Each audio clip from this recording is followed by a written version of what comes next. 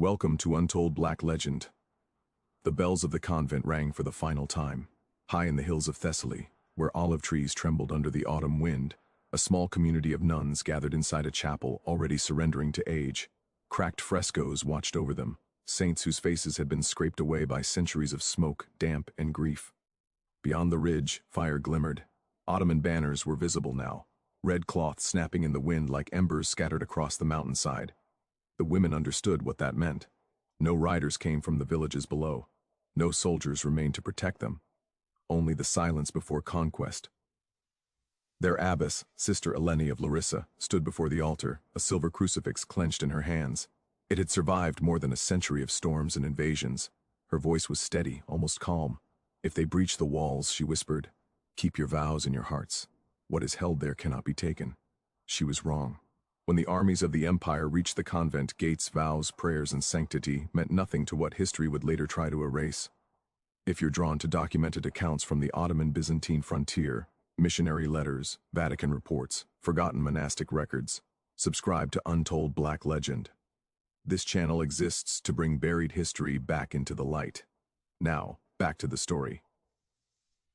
The first stones of the convent collapsed before sundown. Hymns that once echoed through the halls were swallowed by iron and screams. The Ottomans did not waste arrows on holy places. Cannon fire shattered the gates, both a warning and a declaration. To them, a convent was not sacred ground. It was defiance carved in stone, proof that the cross still dared to rise on conquered soil. Inside, the sisters worked quickly. Relics were hidden beneath the chapel floor, silver chalices, embroidered icons, fragments of saints' bones. They believed that if their bodies were lost, their faith might still endure. But the soldiers were not hunting treasure. They wanted evidence, proof that they had crushed not only armies, but belief itself. By nightfall, the surviving nuns were driven into the courtyard. Torchlight washed their white habits in gold and shadow. An order was given: they would be taken before the pasha. A promise few ever lived to see fulfilled. What followed passed into legend, so grim that even church chroniclers avoided its details. By dawn, the convent was ash. Smoke drifted from the refectory, where the sisters once shared bread in silence. Ottoman banners now flew from the bell tower, signaling nearby units that resistance was finished. And yet, there in that scorched courtyard, something unexpected happened, something no record fully explains. The soldiers waiting for screams heard singing instead. Bound with rope, the surviving sisters began to chant a hymn not of despair, but defiance. The Agnus Dei, Lamb of God who takes away the sins of the world. Their voices trembled but never broke. The Ottoman captain, unsure whether to laugh or silence them, ordered the abbess dragged forward. Eleni still clutched the silver cross rescued from the altar. The captain promised her mercy. If she renounced her God and accepted the conqueror's faith, her sisters would live. Her reply sealed her fate. "I have already given my life. What else can you take?" The captain hesitated, perhaps moved, then turned away, leaving her to his men. What followed was never written in full. Even Ottoman records which glorified victory described it only as discipline for those who refused reason. Yet in later European letters, her name resurfaced. Eleni of Lissa, the nun who would not kneel. By midday, the convent's bells were melted for coin, and the rooftop cross shipped east as a trophy. But soon, rumors spread across nearby villages. They said that when the wind swept through the ruins at night, one could still hear women's voices, not crying, but praying.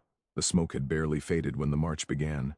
What remained of the order, 22 women in torn habits, were driven south toward the coast, ankles bound, watched by Ottoman horsemen to the empire. They weren't prisoners of war, but symbols of conquest, proof that even sacred walls could fall. The journey was merciless. The sun scorched the road.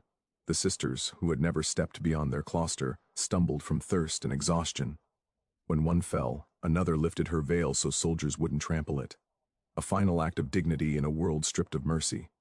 Their abbas was gone, but her last words endured among them. "If you cannot hold the cross, hold each other." After 7 days of walking, the captives reached the port of Volos. Waiting there were Ottoman gias, ships designed not for comfort, but for control. The women were herded aboard, wrists shackled to wooden benches where criminals and slaves once rode. As the sails caught the wind, the shores of Greece faded into the horizon, and with them everything they had ever known. The Ship's overseer, Ysef Agar, kept meticulous records, cargo, spices, coins, textiles, and religious captives. It was this very ledger, discovered centuries later in the archives of Istanbul, that confirmed a story once dismissed as legend. The voyage to Constantinople lasted 12 days. Storms lashed the deck, salt stung their wounds, hunger hollowed their faces. Yet what broke them most wasn't pain. It was silence. No one spoke to them except to bark commands. They existed like ghosts floating between sky and sea. At night, the youngest, Sister Magdalena, whispered psalms beneath her breath. Her voice was faint, barely audible over the crashing waves, but even the chained prisoners around her, Greeks, Serbs, and Italians, turned their heads to listen. For a moment, the sea seemed to still. When the ship finally entered the Bosphorus, the sisters saw the skyline of Constantinople rise before them, its domes and minarets glowing like blades in the dawn. Across the strait, the city seemed alive, breathing with power. For centuries, it had been called the city of the world's desire. Now, it would become their cage. From the docks, they were paraded through narrow streets lined with merchants, soldiers, and slaves. Locals paused to stare. Christian nuns among captives were a rarity. Even in an empire built on conquest, they were led past the ancient walls of Blackani toward the imperial district, where their fates would be sealed. In the shadow of Hagia Sophia, the once great cathedral of Christendom, they were forced to kneel.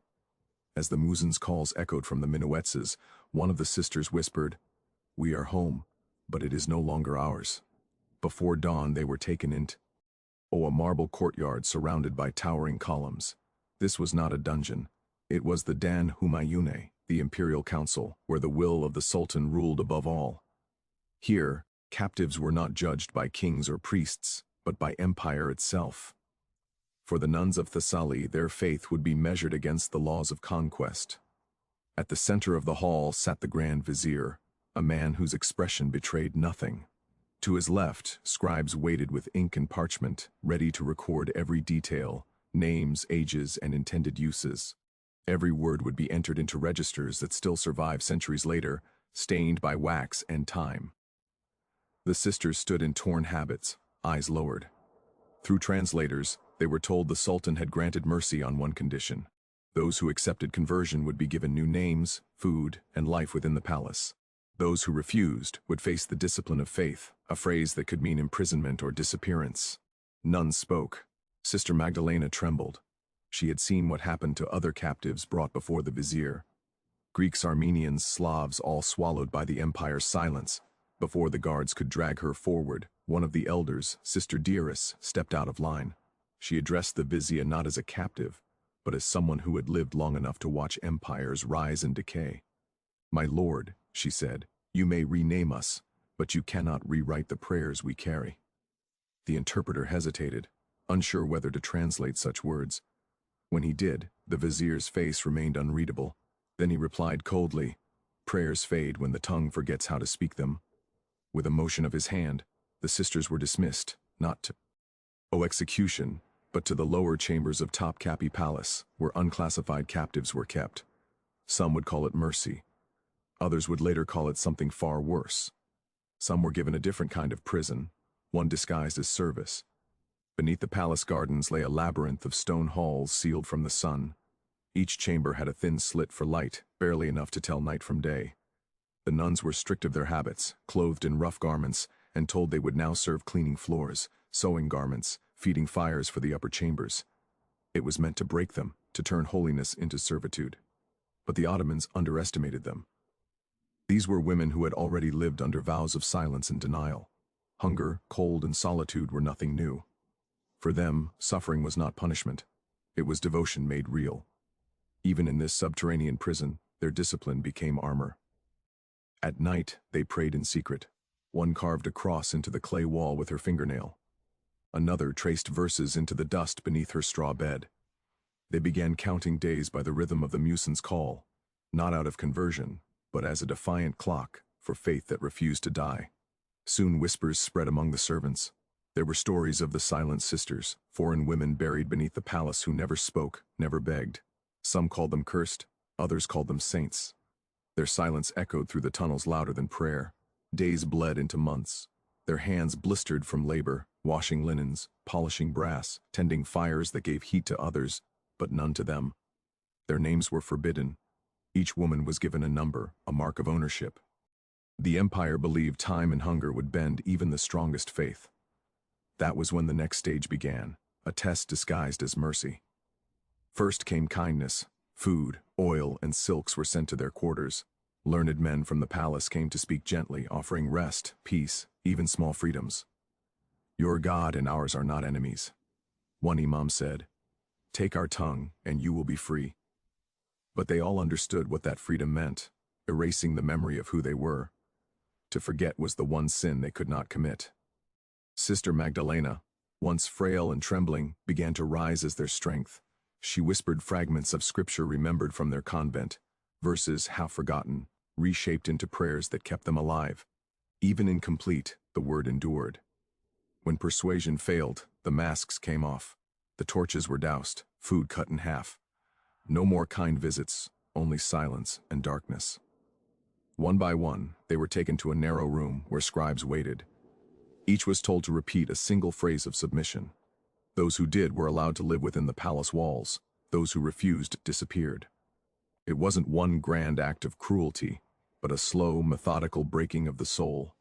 Faith wasn't torn away by force.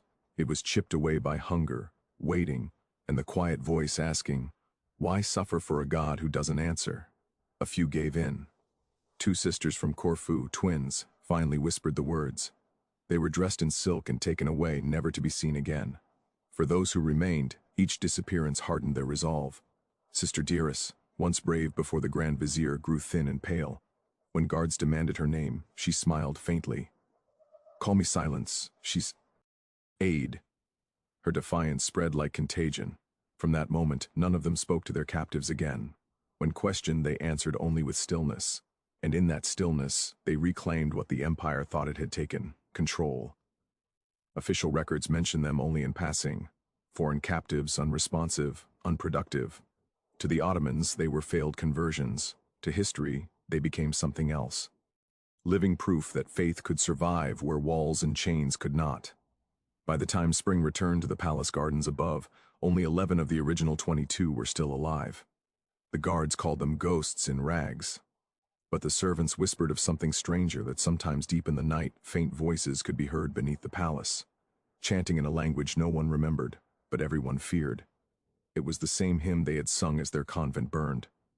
And within those forgotten corridors where no sunlight reached, the survivors found something unexpected. An old sealed archway buried in dust and stone. At first it was a hiding place, but slowly it became something sacred.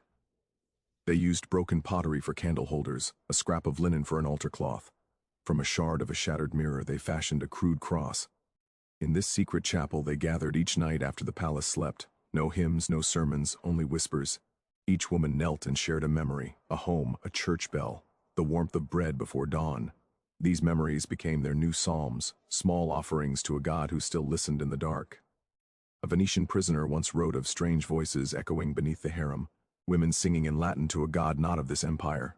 For centuries, historians dismissed it as superstition, until beneath the Topkap ruins, archaeologists uncovered a small chamber lined with Christian carvings, silent proof that their prayers had never truly stopped. Crosses scratched into the stone. A Latin phrase half erased by time, lux in tenebris lucet. The light shines in the darkness. That small discovery changed everything. It proved these women had not simply vanished. They had left a mark, a silent revolt etched into the walls. Inside the hidden chapel, Sister Magdalena, once frail, now the center of their faith, began marking the walls with charcoal. Names could not be written openly, so she devised symbols instead. A bird for each sister still alive, a small flame for those who had been lost. Whenever a new bird failed to appear, it meant another had disappeared. The guards never uncovered the chapel, yet they began to notice subtle shifts in their captives. Despite the hunger, the cold, and the confinement, the women moved with a quiet, almost unnatural calm. The overseers labeled it madness. But the scribes observing them recorded something else entirely. They had discovered a strength not of this world. Their secret worship continued for months, perhaps years. And though the empire tried to erase every trace of their existence, the chapel became their ultimate act of defiance. Not with weapons, not with protest, but through a faith that refused to die. By the time a new sultan rose to power, only a handful of the sisters remained, worn, aged, almost forgotten. Beneath the palace, their secret chapel endured, silent, hidden, eternal. Centuries later, when modern excavators unearthed Constantinople, no one expected that, beneath layers of marble and empire, the fingerprints of these women would still remain. Women who had prayed in darkness, leaving behind what the conquerors could never claim, their faith, carved in stone. By 1482, the palace had changed hands again. A young, ambitious sultan ascended the throne, tasked with purging any trace of weakness from his predecessors. Every servant, concubine, and laborer was meticulously recorded, except one group. In the Topkap archives, under rows of names, there was a blank space, a gap where 21 entries should have been. The ledger read, "Unfit for service, disposed, no dates, no burial records, nothing." This was how history erased them, not with fire, not with sword, but with withheld ink. And yet, that silence itself became proof. Only something shameful is hidden so carefully. Centuries later, an Ottoman courtier's diary surfaced in Bursa, cryptically mentioning foreign women who had refused to submit and vanished beneath the palace foundations. A letter intercepted by Venetian spies in 1484 spoke of nuns who would not bow to the Sultan's will. Together, these fragments revealed the truth the empire had tried to bury, the deliberate erasure of women who had become spiritual symbols of resistance. The last record of Sister Magdalena comes decades later, written by an Italian pilgrim. He recounted a story whispered by a palace servant, a woman who sang to her God until the guards sealed the room. Her name was unknown, but the faint hymn he described survived the stone itself. In that echo, her story endured. Over time, the vanished sisters became legends whispered among slaves and servants. On certain full moon nights, our halls of the palace would grow cold, the air faintly scented with incense, though no fire burned. Memory, superstition, or both, refused to die. Centuries later, European visitors drawn to the exotic mysteries of the Ottoman court recorded fragments of the same story. A French diplomat in 1712 noted that among the older palace attendants persisted a forbidden tale of Christian women who had sung themselves into heaven. He dismissed it as myth, but the walls had already told the truth. The chapel lies in ruins now. The carvings remain, faded prayers etched into stone. A whisper of women who refuse to be forgotten. In their silence, they still speak. If you've heard their story tonight, let it stay with you. Leave a comment. Tell us what moved you, what shook you, what you felt as you imagined what they endured. And if you want more untold stories buried in the shadows of history, subscribe to Untold Black Legend. Step deeper into the darkness with us. Because some truths deserve to be remembered. No matter how long the world tries to bury them.